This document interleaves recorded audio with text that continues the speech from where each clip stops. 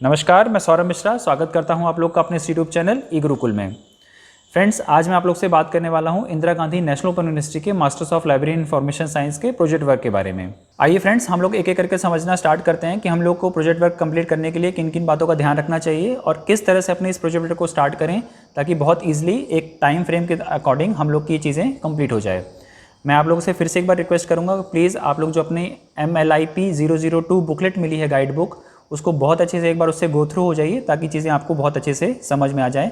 हालांकि इस वीडियो में मैं आपको सब कुछ बहुत अच्छे से क्रिस्टल क्लियर करने वाला हूं इस प्रोजेक्ट वर्क के बारे में लेकर। सो फ्रेंड्स, हम लोग जब अपना प्रोजेक्ट स्टार्ट करते हैं तो सबसे पहले हमारे दिमाग में जो बात आनी चाहिए वो आनी चाहिए कि हमारा टाइटल क्या होगा इस प्रोजेक्ट को लेकर। हम लोग किस टाइटल को लेकर अपना ये प्रोजेक्ट बनाने वाले हैं।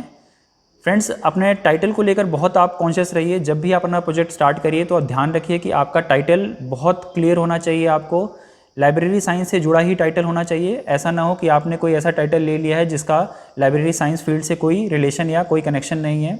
टाइटल बहुत सिंपल होना चाहिए। आप लोग ध्यान रखिए कि ऐसा टाइटल उठाइए या इस तरह का टाइटल चूज़ करिए जिसके ऊपर इससे पहले कभी कुछ काम हो चुका हो, मतलब उसका लिटरेचर रिव्यू या लिटरेचर उसके पास उससे पहले ही कहीं मौजूद हो।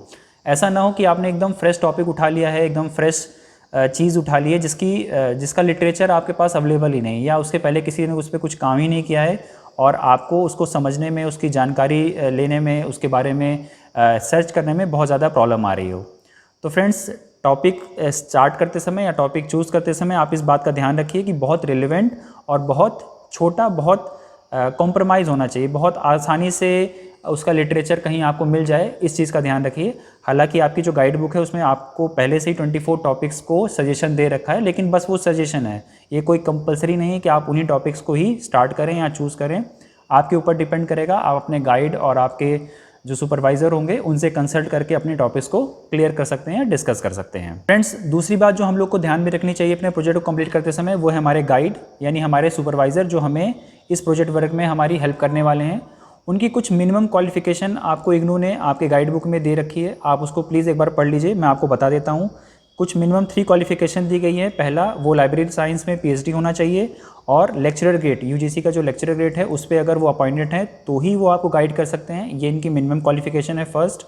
सेकेंड, उनकी मिनिमम क्वालिफिकेशन है अगर वो मास्टर डिग्री कंप्लीट कर चुके हैं और 2 साल का उनको एक्सपीरियंस है लाइब्रेरी इन्फॉर्मेशन साइंस में काम करते हुए लेक्चरर ग्रेड पे UGC के, तो वो आपको हेल्प कर सकते हैं आपके इस गाइड को, आपके इस प्रोजेक्ट वर्क में आपको काम करने के लिए। और नेक्स्ट है, अगर आप वो किसी IT फील्ड से हैं, मतलब बैचलर ऑफ इंजीनियरिंग या बैचलर ऑफ टेक्नोलॉजी MC अगर उन्होंने कर रखा है और 2 साल का एक्सपीरियंस है उनके पास लाइब्रेरी में, किसी भी लाइब्रेरी में काम करने का, बट वो जो काम करने का एक्सपीरियंस होना चाहिए वो भी उनका लेक्चरर ग्रेड का, जो UGC का लेक्चरर ग्रेड है उसके अगर इक्विवेलेंट होगा तो ही वो आपको गाइड कर पाएंगे।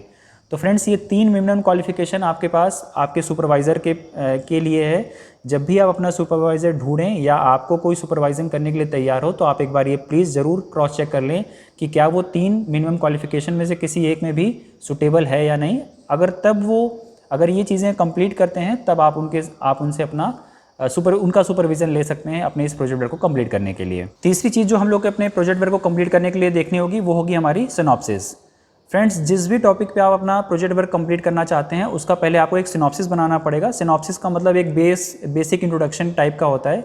आप अपना सिनॉप्सिस बनाइए। सिनॉप्सिस बनाने के बाद उसको आप इग्नू भेज देंगे और इग्नू अगर आपके उस सिनॉप्सिस को अप्रूव कर देता है, उसको फाइनल कर देता है कि आप इस पर प्रोजेक्ट वर्क अपना कंप्लीट कर सकते हैं या बना सकते हैं, तभी आप उसके फाइनल प्रोजेक्ट पे काम करना स्टार्ट कर पाएंगे। सिनॉप्सिस क्या होता है? सिनॉप्सिस आपके प्रोजेक्ट वर्क का एक छोटा सा ब्रीफ इंट्रोडक्शन है कि आप इग्नू को बताएंगे कि आप किस टॉपिक पे और क्या क्या काम करना जा रहे हैं।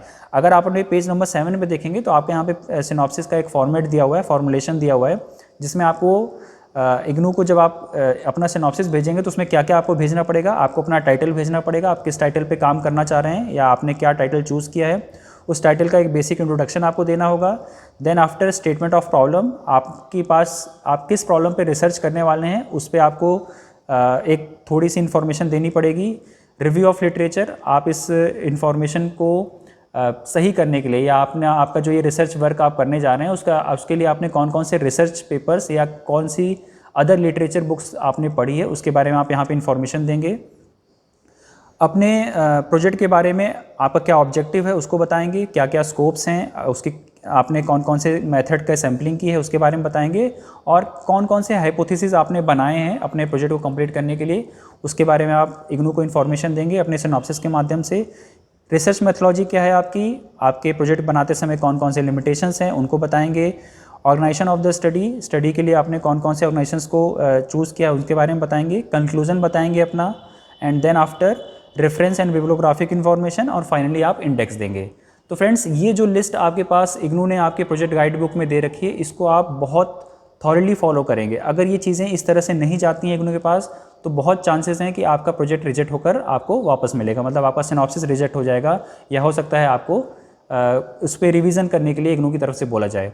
इग्नू जब भी आपका सिनॉप्सिस रिजेक्ट करेगा तो वो आपको इन्फॉर्मेशन देगा कि आप, या आपको बताएगा कि हमारे किस कारण से हमने आपका ये सिनॉप्सिस रिजेक्ट किया है, या उसमें आप क्या रिवीजन करके आप हमें भेजिए, तो सो हम आपका ये सिनॉप्सिस फिर से कंसीडर करेंगे। आपको ये जो सिनॉप्सिस है फ्रेंड्स, वो एक लिमिटेड टाइम पीरियड के बीच में ही, बाउंडेड टाइम के अंदर ही भेजना होता है। इसमें आप पेज नंबर 8 में देख सकते हैं, आपके पास इंफॉर्मेशन दी गई है कि जो बच्चे जनवरी सेशन में अपना एडमिशन लिए हैं इग्नू में MLIS कोर्स के लिए, उनको 31 मई तक अपना सिनॉप्सिस कंप्लीट करके भेज देना है। 31 तक पहुंच जाना चाहिए, ऐसा नहीं कि 31 को आप यहां से स्पीड पोस्ट करिए इग्नू के लिए तो आप हो जाए। और आप ध्यान रखिए, इग्नू में कहाँ भेजना है आपको, दिल्ली हेडक्वार्टर, इग्नू का जो हेडक्वार्टर है न्यू दिल्ली मैदान गढ़ी में, आपको वहाँ भेजना है। यहाँ पे आपका एड्रेस दिया हुआ है। और जो बच्चे जुलाई सेशन में एडमिशन लिए हैं अपना, वो 30 नवंबर तक अपना सिनॉप्सिस इग्नू को भेजेंगे। तो ये टाइम पीरियड का भी आप लोग ध्यान रखिए। इस टाइम पीरियड के बाद अगर आपका सिनॉप्सिस पहुंचता है इग्नू को, तो चांसेस हैं कि आपकी चीज़ें, आपका सिनॉप्सिस रिजेक्ट हो जाएगा। एक बात और आप जो ध्यान रखेंगे, जब भी आप अपना सिनॉप्सिस भेजेंगे, जो लिफाफे में आप भेजेंगे अपना सिनॉप्सिस, उसके ऊपर लिख देंगे कि ये क्या है, मतलब सिनॉप्सिस आप लोग किसके लिए भेज रहे हैं, MLIS project oblique proposal synopsis MLIP 002, ये आपके एनवेलप के सबसे ऊपर लिखा रहना चाहिए। और फिर नीचे आप इग्नू को भेज रहे हैं तो इग्नू का एड्रेस, और नीचे आप फ्रॉम करके अपना एड्रेस लिखेंगे जहाँ पे आप भेज रहे हैं। एक फ्रेंड बातें और ध्यान रखिए कि जब भी अपना प्रोजेक्ट भेज रहे हो, सिनॉप्सिस भेज रहे हो, तो सिनॉप्सिस की एक सॉफ्ट कॉपी आपकी ज़रूर जानी चाहिए। मतलब एक CD आप लीजिए, CD में अपना ये प्रोजेक्ट का सिनॉप्सिस जो है वो आप उस CD में बंद करिए CD को, और फिर उस लिफाफे में इस CD को डालकर भी भेजिए। अगर आपने कोई सॉफ्ट कॉपी नहीं भेजी, मतलब CD में अपना सिनॉप्सिस नहीं भेजा, तो ये कंसीडर नहीं किया जाएगा आपका, और आपका ये सिनॉप्सिस रिजेक्ट हो जाएगा इग्नू की तरफ से। फ्रेंड्स, अगर आपका इग्नू से सिनॉप्सिस अप्रूव्ड हो जाता है तो वो आपको कम्युनिकेट करेंगे रिटर्न माध्यम से, आपका सिनॉप्सिस आपको वापस भेजा जाएगा। आप देख सकते हैं ये इग्नू की तरफ से लेटर आता है, मतलब इस तरह के लिफाफे में आपका सिनॉप्सिस आपके ही एड्रेस पे भेजा जाएगा, और उसमें आपको बताया जाएगा कि आपका सिनॉप्सिस अप्रूव्ड है या अनअप्रूव्ड है। अगर अप्रूव्ड है तो आपके लिए अच्छी बात है, आप अपने प्रोजेक्ट पे काम करना स्टार्ट करिए। अगर आपका सिनॉप्सिस किसी कारणवश अनअप्रूव्ड हो जाता है या रिजेक्ट किया जाता है, तो उसके नीचे वो कारण मेंशन करेंगे कि हमने किस वजह से आपका सिनॉप्सिस अप्रूव किया है, और आपको फिर से वो करेक्शंस करके इग्नू को दोबारा अपने सिनॉप्सिस को भेजना पड़ेगा। तो फ्रेंड्स, ये था सिनॉप्सिस तक की बातें। अगर आपका सिनॉप्सिस अप्रूव हो चुका है तो अब आप अपने प्रोजेक्ट वर्क पे स्टार्ट करिए काम, और आपके गाइड जो आपको रहेंगे वो आपको गाइड करेंगे। जब भी आप अपना प्रोजेक्ट बनाइए तो कुछ बहुत बेसिक चीज़ों का ध्यान रखिए कि आपका जो प्रोजेक्ट होना चाहिए, जब आप प्रोजेक्ट बना लें तो सबसे ऊपर क्या रहेगा, मतलब सबसे स्टार्टिंग आप पेजेस में क्या रहेंगे, उसके नीचे वाले पेजेस में क्या रहेंगे, मतलब ऑर्डर क्या रहेगा, आपका जो प्रोजेक्ट है उसका क्या ऑर्डर रहेगा, वो आपके पेज नंबर 9 में आपको बताया गया है। Structure of the project work oblique dissertation, आप यहाँ पे देख सकते हैं। जो सबसे पहला आपका चीज़ रहेगी वो आपकी रहेगी title of the project work, जो आपके अपेंडिक्स 5 में आपको दिया गया है। जिस तरह से अपेंडिक्स 5 में आपको बताया गया है कि आप क्या लिखना है, आपको सेम वही अपेंडिक्स आपको कॉपी पेस्ट कर लेना है अपने प्रोजेक्ट वर्क के लिए। नेक्स्ट है आपका original pro forma of approval project proposal oblique synopsis, आपका वो सिनॉप्सिस जो इग्नू ने अप्रूव किया था उसकी ओरिजिनल कॉपी। याद रखिएगा फ्रेंड्स, कुछ बच्चों ने कभी कभी गलती से अपनी फोटो कॉपी लगा देते हैं इग्नू में, वो नहीं करना है, उसकी ओरिजिनल कॉपी लगानी है आपका जो परफॉर्मा या आपका जो सिनॉप्सिस अप्रूव हो गया था इग्नू से वो। नेक्स्ट है आपका proposal synopsis duly approved by the programme coordinator MLIS, ठीक है, hard copy along with soft copy, वो चीज़ें रहेंगी आपके इसमें। नेक्स्ट है सर्टिफिकेट ऑफ ओरिजिनलिटी, अपेंडिक्स 6 में जो आपका परफॉर्मा यानी आपका जो प्रोजेक्ट वर्क बन रहा है वो आप ओरिजिनल बना रहे हैं, इसका एक सर्टिफिकेट आप देंगे जो अपेंडिक्स 6 में रखा हुआ है, या वहाँ से आप ले कॉपी पेस्ट कर सकते हैं। 5th पॉइंट रहेगा आपका acknowledgement, then after table of content, इसके बाद इंट्रोडक्शन रहेगा, फिर लिटरेचर रिव्यू, फिर वही objective, scope and sample size, research methodology, आपकी लिमिटेशंस क्या थी। नेक्स्ट आपका डाटा एनालिसिस एंड फाइंडिंग, आपने कौन कौन से डाटा को एनालिसिस किया और क्या क्या फाइंडिंग मिली उसको आप लगाएंगे। नेक्स्ट आपका कंक्लूजन रहेगा, फिर बिब्लियोग्राफिक इन्फॉर्मेशन और फिर index and then after appendix अगर कोई आप लगाते हैं तो फ्रेंड्स ये आपका टेबल ऑफ कंटेंट रहना चाहिए। मतलब जब आप अपनी ये प्रोजेक्ट बनाएं इस तरह से तो सबसे पहले क्या रखें, मतलब पेज आपने किया तो सबसे पहले क्या रहना चाहिए, उसके बाद आपका क्या रहेगा और किस तरह से आप चीज़ें लगाएंगे। मतलब अपने पेपर में सबसे पहले, मतलब आप इसकी जब बाइंडिंग कराने जाएंगे, बाइंडिंग के लिए भेजेंगे, आप देखिए इसकी एक हार्ड बाइंडिंग होगी, ठीक है, हार्ड बाइंडिंग करवानी होगी आपको। और जब आप बाइंडिंग के लिए देंगे अपने जो भी आपके शॉप रहेंगी वहाँ पे आपको पेपर किस तरह से अटैच करने हैं उसके बारे में आपको मैंने ये अभी इन्फॉर्मेशन दी। ये आप एक बार फिर से पढ़ लीजिएगा, पेज नंबर 9 में आपके जो गाइड बुक है वहाँ पे आपको मिलेगी। जब भी आप कोई बिब्लियोग्राफिक रेफरेंस देंगे इग्नू को, या आपको जब अपने जैसे आपने टॉपिक नंबर पॉइंट नंबर 14 में देखा था कि आपको बिब्लियोग्राफिक इन्फॉर्मेशन देनी है अपने प्रोजेक्ट वर्क में, तो आपके पास कुछ एक स्टैंडर्ड फॉर्मेट होगा, बिब्लियोग्राफिक इन्फॉर्मेशन देगा। आप अगर बुक के बारे में इन्फॉर्मेशन दे रहे हैं तो बुक का फॉर्मेट आपकी बुक में लिखा हुआ है। अगर जर्नल आर्टिकल्स का दे रहे हैं तो उसकी बिब्लियोग्राफिक इन्फॉर्मेशन आप कैसे देंगे उसके बारे में लिखा हुआ है। बुक चैप्टर्स के बारे में अगर आप दे रहे हैं तो उसकी बिब्लियोग्राफिक इन्फॉर्मेशन देख लीजिए, इसी फॉर्मेट में जानी चाहिए। अगर आप इंटरनेट सोर्स का इस्तेमाल करके आपने कोई कंटेंट लिया है अपनी गाइड में या प्रोजेक्ट में, तो उसको आप इस फॉर्मेट पे ही बिब्लियोग्राफिक इन्फॉर्मेशन में रखेंगे। अगर आपने कोई कॉन्फ्रेंस पेपर या फिर कोर्स मटेरियल के लिखा है तो वो आप यहाँ पे देखेंगे। तो प्लीज़ फ्रेंड्स इस फॉर्मेट का बहुत ध्यान रखिएगा, अदरवाइज़ ये आपके नंबर डिडक्ट कर सकता है।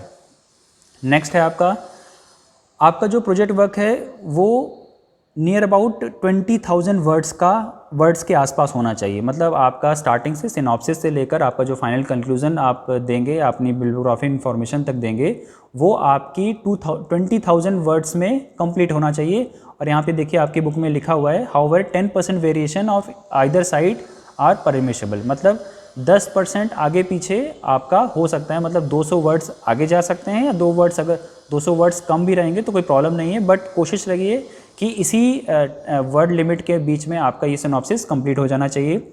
आप जब सिनॉप्सिस भेजेंगे, जैसा मैंने बताया, आप उसको बाइंडिंग करा के भेजेंगे और आप सबसे ऊपर जो बाइंडिंग होगी आप सबसे ऊपर, उसमें भी आप कुछ अपनी बेसिक इन्फॉर्मेशन, आपका टॉपिक क्या है, आपके गाइड कौन थे उनके बारे में लिखेंगे, आप किसको भेज रहे हैं, और नीचे आपकी जो भी डिटेल्स होगी आप उनको मेंशन करेंगे। तो फ्रेंड्स ये कुछ आप बेसिक जानकारी रखिए अपने प्रोजेक्ट वर्क के बारे में। प्रोजेक्ट कब तक भेजना है उसके बारे में इन्फॉर्मेशन है पेज नंबर 11 में आपके। जो बच्चे जून सेशन में हैं, मतलब जिन्होंने जून में अपना एडमिशन लिया था, जैसे सपोज़ करिए मैं आपको एक एग्जांपल बताता हूँ, आप जून 2020 में आप एडमिशन लेते हैं अगर इग्नू में, तो आपको अप्रैल 2021 तक आपको अपना फाइनल प्रोजेक्ट कंप्लीट करके इग्नू भेज देना होगा मैदानगढ़ी हेडक्वार्टर में। अदरवाइज़ अगर आप जनवरी सेशन के स्टूडेंट हैं या जनवरी सेशन में आपने एडमिशन लिया था तो दिसंबर सेशन में अगर आपने एडमिशन लिया था तो 31 अक्टूबर तक, नेक्स्ट ईयर के 31 अक्टूबर तक आपको अपना ये आपको अपना ये प्रोजेक्ट वर्क कंप्लीट करके इग्नू को भेज देना है। ये टाइम फ्रेम का ध्यान रखिए। अगर इससे ज़्यादा लेट हो जाएगा तो फिर आपकी जो मार्कशीट बनेगी उसमें हो सकता है डिले हो जाए, फिर आपकी मार्कशीट 6 महीने की लेट से आपको मिलेगी, क्योंकि आपका ये प्रोजेक्ट वर्क अगर इस टाइम फ्रेम के अंदर नहीं आएगा या इसके बाद आता है तो इग्नू शायद आपको कंसीडर नहीं करेगा आपके इस प्रोजेक्ट वर्क को। ठीक है, पेज नंबर 12 में कुछ क्राइटेरिया दिया गए हैं, मतलब आपका जो प्रोजेक्ट वर्क होगा आपकी उसकी मार्किंग कैसे होगी। ठीक है, आप देख सकते हैं यहाँ पे डिटेल्स कुछ मेंशन है। अगर आपका declaration of objective, hypothesis and research methodology, ये अगर आपका सब सही रहता है तो आपको 30 मार्क्स मिलेंगे। रिव्यू ऑफ लिटरेचर अगर आपका ठीक है तो 10 marks. Data analysis, description and presentation पे आपके 35 मार्क्स मिलेंगे। ओवरऑल प्रेजेंटेशन का 5% वेटेज है आपका। बिब्लियोग्राफिक इन्फॉर्मेशन अगर आपने ठीक से दी है और आपने कोई कंटेंट मतलब कि जो स्टैंडर्ड्स थे उनको ही फॉलो किया है तो उसके 10 मार्क्स मिलेंगे। इंडेक्स अगर आपने प्रॉपरली बनाया है तो उसके 10 मार्क्स, और फाइनली इसी तरह से आपका ये टोटल 100 मार्क्स का बनेगा। फ्रेंड्स ध्यान रखिएगा, जैसा मैंने आपको स्टार्टिंग में बता दिया था 50% पासिंग मार्क्स है, मतलब आपका प्रोजेक्ट में कम से कम मिनिमम आपके 50% मार्क्स होंगे तभी आपका प्रोजेक्ट पास माना जाएगा, अदरवाइज फिर से आपको ये सारी मेहनत दोबारा करनी पड़ेगी। एक और बात, आपका ये प्रोजेक्ट सिर्फ और सिर्फ इंग्लिश में कंसिडर किया जाएगा, किसी अदर लैंग्वेज में आपके इस प्रोजेक्ट को कोई कंसिडरेशन नहीं मिलेगी, ठीक है। और आपका जो प्रोजेक्ट होगा उसका सबसे पहले पेज होंगे, 2 पेज होंगे, वो अपेंडिक्स 4 और अपेंडिक्स 5 होंगे। आप ये अपेंडिक्स आपकी प्रोजेक्ट गाइड बुक में सबसे लास्ट में दिए हुए हैं, आप वहाँ से इनको देख सकते हैं। जैसा मैंने बताया, आपको सिर्फ इंग्लिश में ही यह प्रोजेक्ट वर्क आपको कंप्लीट करना है। ओके, सो फ्रेंड्स, ये कुछ बेसिक इन्फॉर्मेशन जो मुझे लगा कि आप लोगों तक पहुँचनी चाहिए। और फिर से हाँ, एक लास्ट पॉइंट, जब आप अपना प्रोजेक्ट भेजेंगे तो फ्रेंड्स अपने प्रोजेक्ट के साथ जो आपने 1-2 कॉपी बनाई होंगी, एक कॉपी आप अपने पास रखेंगे, एक कॉपी आप इग्नू को भेजेंगे। उस जो कॉपी आप इग्नू को भेज रहे हैं उसमें अपना CD में आप अपना ये प्रोजेक्ट वर्क का सॉफ्ट कॉपी बना के भेजेंगे। विदाउट सॉफ्ट कॉपी आपका प्रोजेक्ट फिर से रिजेक्ट हो जाएगा और आपके लिए 6 महीने का टाइम या डिले फिर से आपको देखना पड़ेगा।